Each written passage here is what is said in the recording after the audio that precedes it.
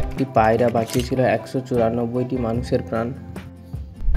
শুনে চমকে গেলেন নিশ্চয়ই। হ্যাঁ, আপনি ঠিকই শুনেছেন, পায়রাই বাঁচিয়েছিল 194 জন মানুষের প্রাণ।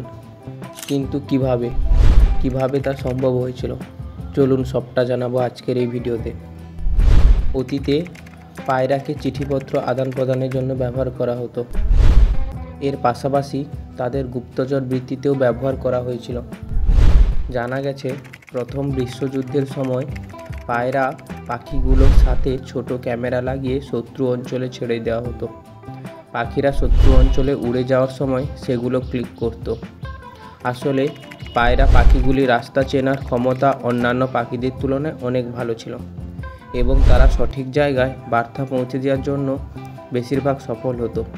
এই পদ্ধতির সাফল্যের হার হলো 95% এবং 1950 সাল পর্যন্ত তাদের গুপ্তচর বৃত্তির জন্য ব্যবহার করা অব্যাহত ছিল। প্রথম বিশ্বযুদ্ধে চের আমি নামে একটি কবুতর খুব বিখ্যাত হয়েছিল। তার শেষ মিশন ছিল 14 অক্টোবর 1918 সাল, যেখানে তিনি জার্মানদের বিরুদ্ধে একটি যুদ্ধে ফরাসি বেষ্টিত ব্যাটালিয়নের 194 জন সৈন্যকে উদ্ধার করতে সহায়তা করেছিল। শত্রুর গুলিতে চের আমি পায়ে ও বুকে গুলিবিদ্ধ হয়, কিন্তু আহত পায়ে ঝুলে থাকা বার্তা নিয়ে সে তার ঘাঁটিতে পৌঁছতে সক্ষম হয়। চের আমি তার মিশনের সময় আঘাতের কারণে মারা যায়। চের আমির সাহসিকতার জন্য ফরাসি সরকার তাকে ক্রুইক্স ডি গুয়েরে দিয়ে ভূষিত করে। এটি যে কোনো সাহসী বীরকে দেওয়া সর্বোচ্চ পুরস্কার। পায়রা ছাড়াও অন্যান্য প্রাণীও গুপ্তচর বৃত্তির জন্য ব্যবহার করা শুরু করেছে। ঠান্ডা যুদ্ধের সময় অনেক দেশে তাদের গুপ্তচর বৃত্তির প্রোগ্রামে অনেক প্রাণীকে অন্তর্ভুক্ত করার চেষ্টা করেছিল।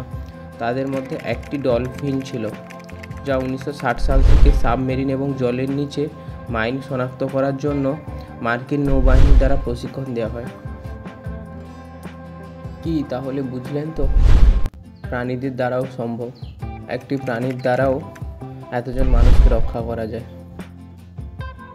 এরকম আরও নিত্য নতুন ভিডিও পেতে আজই আমাদের channel know the unknown fact subscribe করুন এবং ফেসবুক থেকে দেখে থাকলে পেজটিকে ফলো করুন। আজ আসি, দেখা হবে নতুন আরও একটি ভিডিওতে। সবাই সাবধানে থাকবেন, সুস্থ থাকবেন, টাটা। এবং ভিডিওটি ভালো লাগলে বন্ধুদের মধ্যে ছড়িয়ে দেবেন এবং অবশ্যই লাইক, কমেন্ট, শেয়ার এবং সাবস্ক্রাইব করতে ভুলবেন না।